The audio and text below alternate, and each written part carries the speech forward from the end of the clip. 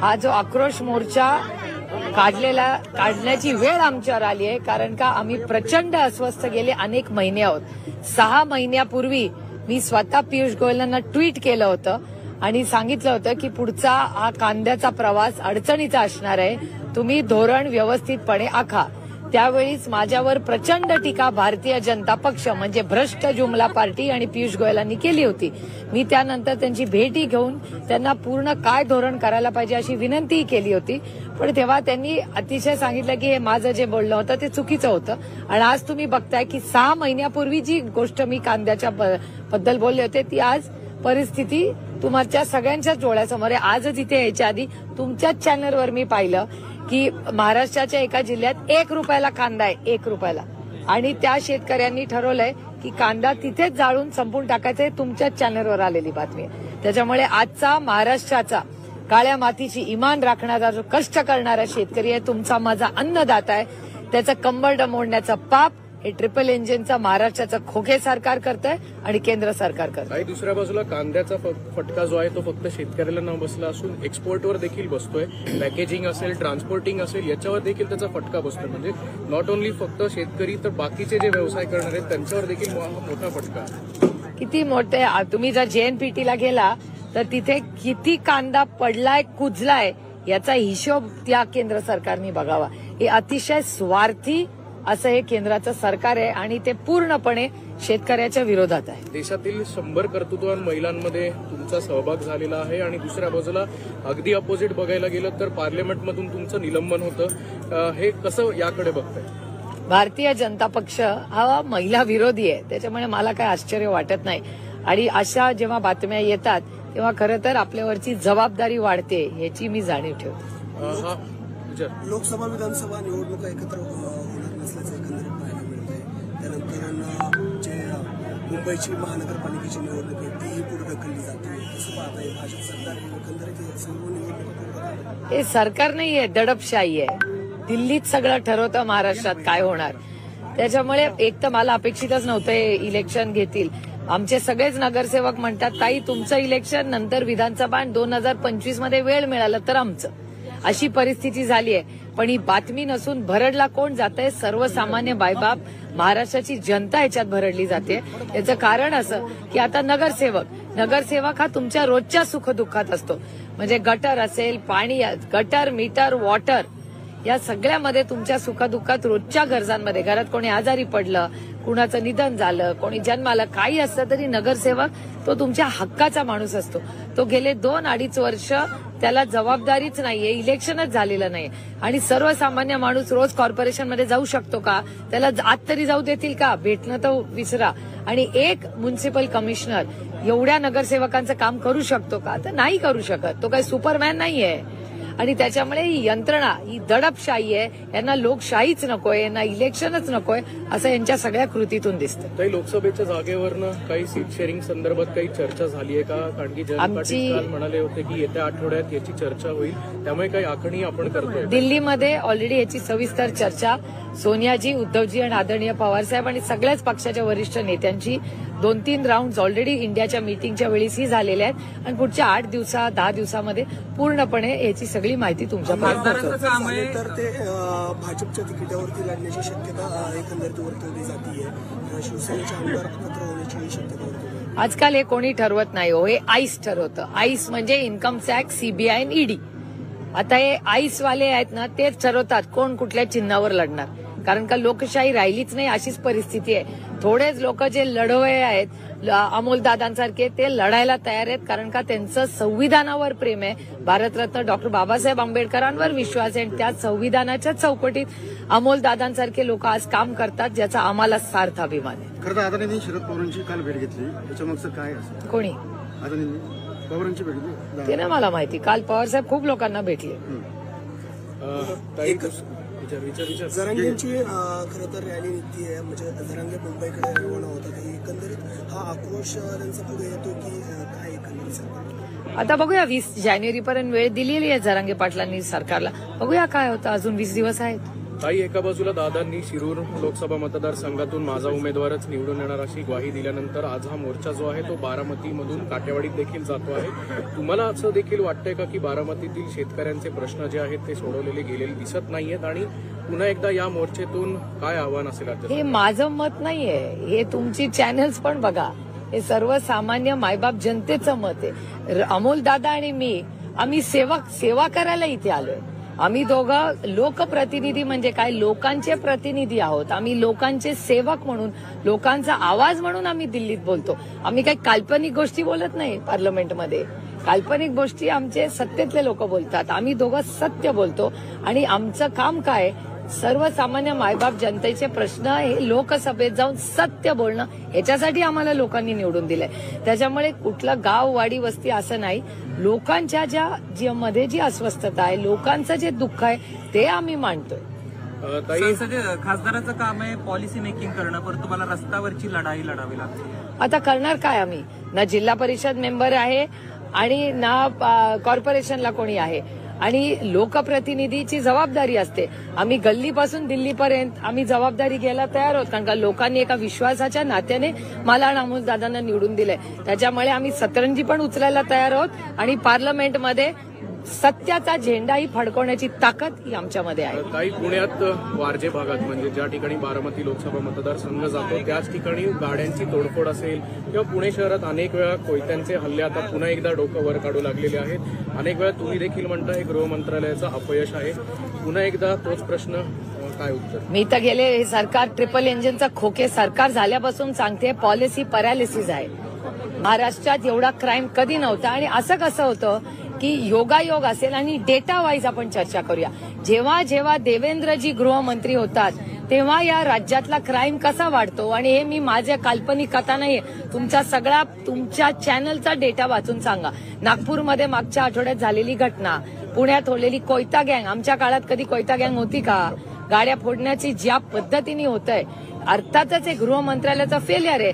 जेव्हा मी देवेंद्रजींचा राजीनामा ह्याच्यासाठीच मागते, कारण का देवेंद्रजी जे आधीचे 5 वर्षाचे देवेंद्रजी होते ते आता दुर्दैवाने राहिले नाहीत. त्यांना अधिकारी किती देतात? ते कर्तृत्ववान महाराष्ट्रातला नेता मोठा झाला, मुख्यमंत्री होता, त्याचा तुम्ही उपमुख्यमंत्री केला. किती अपमान करणार देवेंद्रजींचा? त्याच्यानंतर अर्धा त्यांना डीसीएम केलं. म्हणजे आधी मुख्यमंत्री, नंतर उपमुख्यमंत्री, तेथून हाफ उपमुख्यमंत्री. हा अन्याय नाही? आणि मी विरोधक म्हणून बोलत नाहीये, पण एक नेता जर कष्ट करत असेल, 105 आमदार निवडून असेल, त्याचा मान सन्मान करायला नको? मी एका मराठी माणसाचा अपमान दिल्लीचा दरबार करतोय, याचं मला अस्वस्थता होते. ताई, अजित पवारांनी पक्ष संघटन मजबूत व्हावं याच्यासाठी जिल्हाध्यक्ष असतील किंवा शहराध्यक्ष असतील यांना एक बोलेरो कार द्यायचं ठरवलेलं आहे आणि आता त्यावरून टीका व्हायला सुरुवात झालेली आहे. अंजली दमन यांनी तर थेट आरोप करत विचारलंय की हा सगळा पैसा सिंचन घोटाळ्यातला तर नाहीये. मला असं वाटतं, अंजलीताई काय बोलतात हे मला माहिती नाही, पण जे आरोप झाले ते भारतीय जनता पक्ष भ्रष्ट जुमला पार्टी, ज्याचं नवीन नाव आहे आता, तर त्यांना करावं. त्याच्यामुळे हा प्रश्न मला विचारायच्या ऐवजी तुम्ही आदरणीय माननीय देवेंद्रजी, ज्यांनी आरोप राष्ट्रवादी काँग्रेस पक्ष आणि माननीय अजितदादांवर केले, त्या देवेंद्र फडणवीसांना तुम्ही हे प्रश्न विचारले पाहिजेत. कारण का आदरणीय माननीय देवेंद्रजींनाच ह्या सगळे आरोप केलेत, याचं उत्तर त्यांच्याचकडे असेल. मेहबूब शेख यांच्यावर काल खरं तर अॅट्रॉसिटीचा गुन्हा दाखल झालेला आहे. परत एकदा राज्य सरकार आता केसेस लावून टार्गेट करण्याचा प्रयत्न करतं असं वाटतं. विरोधक असल्या तुमच्याच सगळ्या चॅनलचा डेटा सांगतो की ईडी, सीबीआय, इन्कम टॅक्स, पोलीसची जी यंत्रणा आहे ती 95% ही विरोधी पक्षावरच होते. त्याच्यामुळे ह्या केसेस होतील, त्या जशी लोकसभा आणि विधानसभा जवळ येईल त्याची आमचीही मनाची तयारी आहे की आमच्या सगळ्यांच्या विरोधात खोट्या नोट्या केसेस वाढत जातील. त्यामुळे आम्हाला काय आश्चर्य नाही, यांच्याकडून काय अपेक्षा करणार हो. मोपेलवारांनी राजीनामा दिलाय, काय राजकारणात येण्याचे संकेत आहे की काय सांगता येते, तो त्यांचा वैयक्तिक प्रश्न आहे. घ्या झाला ना. एक कॉमन आता कुठली नोटीस आली? आणखी नाही नोटीस आली. मुंबई कोर्टाची आता खाली घ्या खाली. हजर व्हा. दादा, शेतकरी आक्रोश मोर्चाचा तिसरा दिवस आहे आणि आज हा मोर्चा बारामतीत जातोय.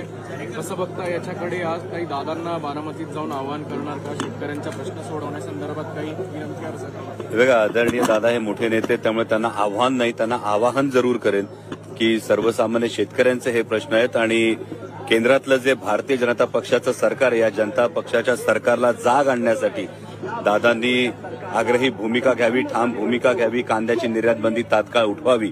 महाराष्ट्र शासनाच्या अखत्यारीत जे निर्णय आहेत, दुधाला सरसकट अनुदान देण्याचा असेल, बिबट प्रवण क्षेत्रामध्ये 3 फेज लाईट देण्याचा असेल, यासाठी आदरणीय दादांनी आग्रही आणि ठोस शेतकरी हिताची भूमिका घ्यावी. या पद्धतीची कळकळीची विनंती ही नक्कीच दादांना आहे. देवेंद्र फडणवीस यांनी परकीय गुंतवणूक महाराष्ट्रात सगळ्यात जास्त झालेली आहे असा दावा केलेला आहे. याचा कुठेतरी तुम्हाला असं वाटतंय का की खरंच परकीय गुंतवणूक महाराष्ट्रात झाली आणि याचा थेट जो इफेक्ट आहे तो सामान्यांना झालाय आणि फायदा झालाय?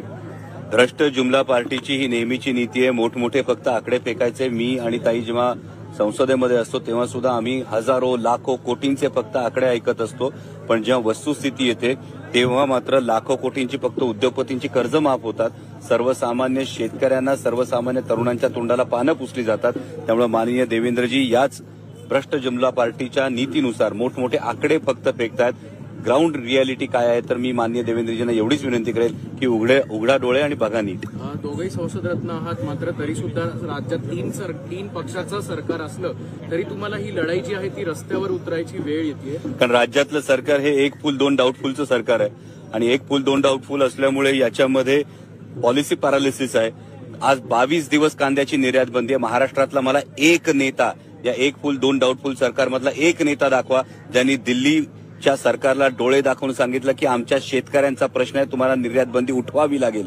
हे सांगणारा एवढ्या मोठ्या तुम्ही म्हणता त्या ट्रिपल इंजिन आणि एक फुल दोन डाऊटफुलच्या सरकारमध्ये जर एकही मंत्री या पद्धतीने महाराष्ट्राचा स्वाभिमान दाखवू शकत नसेल तर मग हा पॉलिसी पॅरालिसिस नाही तर दुसरं काय आहे? ताईंच्या हातात ही टोपली दिसती भाजीची, काय नेमकं याच्यामध्ये काय संभवित? नाही, हा जो वानवळा आहे तुम्ही प्रत्येक ठिकाणी बघताय. मागच्या काळात जेव्हा सत्ता संघर्ष झाला आणि भ्रष्ट जुमला पार्टीनं वेगवेगळ्या पक्षांच्या संदर्भामध्ये जे फोडाफोडीचं राजकारण केलं, त्यानंतर सत्तेचा उन्माद दाखवण्यासाठी अनेक ठिकाणी जेसीबी मधून कुठं फुलांची उधळण होते, कुठं गुलालाची उधळण होते. पण जेव्हा शेतकऱ्यांचे प्रश्न आहेत तुम्ही ठिकठिकाणी बघताय, ही जी संस्कृती त्या पद्धतीनं हा वानवळा देऊन माता भगिनी याच्यामध्ये गाजर देखील आहे, नेमकं काय? नाही, हे तर नेमकं प्रतीक आहे भ्रष्ट जुमला पार्टीचं जे सातत्यानं महाराष्ट्राच्या हातात येत आहे. दादा, एकंदरीत जर आपण पाहिलं तर अनेक महाविकास आघाडीतल्या नेत्यांना अयोध्येतल्या निमंत्रण येताना पाहायला मिळते. उद्धव ठाकरे, शरद पवार तिकडे जाणं. मला वाटतं प्रभू श्रीरामचंद्र हे आमच्या प्रत्येकाच्या मनात आहेत आणि त्यासाठी कोणीतरी निमंत्रण देऊन त्याच्यावर जर मालकी हक्क सांगत असेल तर तो जनतेलाही आवडत नाही. रामाचं नाव हे मनातही घेतलं तरी चालेल आणि अयोध्येत जाऊन घेतलं तरी चालेल, पण याचा जर मक्ता कोणी घेत असेल तर मला वाटतं ही जी संपूर्ण देशातली जनता आहे ही जनता हे पाहते आहे. राम मंदिराचा मुद्दा पुढे करून बाकीचे प्रश्न विसरायला लावते का सरकार, असं वाटते तुम्हाला? हे बघा, भ्रष्ट जुमला पार्टीचा हा नेहमीचा विषय आहे की प्रत्येक वेळी विषयांतर करावं आणि या विषयांतराकडून लोकांचं लक्ष विचलित करण्याचा हा नेहमीचा प्रयत्न आहे. पण म्हणूनच आम्ही म्हणतोय तुम्ही मुद्द्याचं बोला. तुम्ही कांदा निर्यात बंदीविषयी बोला ना, इतर जे बिबट प्रवण क्षेत्रात 3 फेज लाईट आहे त्याविषयी बोला ना, दूध दराविषयी बोला ना, शेतकऱ्यांच्या कर्जमाफीविषयी बोला ना. याविषयी जर तुम्हाला बोलायचं नसेल तर या देशातली जनता, महाराष्ट्रातली जनता तुम्हाला नाकारल्याशिवाय राहणार नाही. निवडणुका पुढे ढकलण्याची शक्यता वर्तवली जाते. महानगरपालिकेच्या असतील, जिल्हा परिषदेच्या निवडणुकाही होत नाही. पुढे ढकलायच्या म्हणजे अजून किती ढकलायच्या? जवळपास 4 ते 5 वर्ष या निवडणुका पुढे ढकलतायत आणि मागे जेव्हा पालकमंत्री पदाचा तिढा निर्माण झाला त्यानंतर एका ज्येष्ठ समाजकारणात सक्रिय असलेल्या व्यक्तीने ही भावना व्यक्त केली की या निवडणुकाच होत नाही, त्यामुळे एकूणच स्थानिक स्वराज्य संस्थांवरच एक गदा आलेली आहे आणि त्यामुळे जे पालकमंत्री आहेत ते मालकमंत्री झालेले आहेत. जशी शेतकरी आक्रोश यात्रा चालू आहे तशी काही दिवसांमध्ये जरांगे पाटलांची मराठा आक्रोश यात्रा निघणार आहे. काय एकंदरीत नाही, ही आता अजून 20 दिवस आहेत आणि त्यानंतर काय भूमिका सरकार घेतं, सरकारने प्रत्येक वेळी आश्वासन दिले, काय भूमिका घेतं ते पाहणं महत्वाचं आहे. आक्रोश मोर्चाच्या पहिल्याच दिवसांपासून भाजपकडनं सातत्याने टीका होतीये. बावनकुळेंनी यात्रेवर टीका केली, मोर्चावर टीका केली आणि आता अनिल पाटील थेट तुमच्या अभिनयावर येत आहेत. अभिनयावर टीका करणं एका मंत्र्याला योग्य वाटतं? महत्वाचं भारतीय जनता पक्षाचे प्रदेशाध्यक्ष जेव्हा शेतकऱ्यांच्या प्रश्नांविषयी मोर्चा निघतो त्याच्या विरोधात बोलतात, मी माननीय प्रदेशाध्यक्ष चंद्रशेखरजी बावनकुळे यांचं मनापासून पुन्हा एकदा आभार मानतो की आपण या भ्रष्ट जुमला पार्टीचा शेतकरी विरोधी चेहरा हा जनतेसमोर आणलेला आहे. म्हणजे आपण या पक्षाचे प्रदेशाध्यक्षात आपण आपल्या केंद्रातल्या सरकारला का सांगू शकत नाही की आमच्या महाराष्ट्रातल्या शेतकऱ्यांचा आक्रोश आहे, या महाराष्ट्रातल्या शेतकऱ्यांच्या हिताशी तुमचं काहीच देणं घेणं नाहीये. आणि माननीय मंत्री महोदय जे कोणी अभिनयाविषयी बोलतात त्यांना मी एवढंच सांगू शकतो, अभिनय ही माझी वैयक्तिक बाब आहे आणि अभिनय करतो तो छत्रपती शिवाजी महाराज, छत्रपती संभाजी महाराज यांचा इतिहास सांगण्याचा प्रयत्न करतो. ज्या छत्रपतींनी या महाराष्ट्राच्या मातीत निष्ठा काय असते ही गोष्ट सांगितली, त्यांचा इतिहास सांगण्याचा प्रयत्न करतो. माननीय मंत्री महोदयांनी हेच तत्व आपण पाळतो आहोत का याचं जर अंतर्मुख होऊन विचार केला तर जास्त चांगलं राहील. ओके.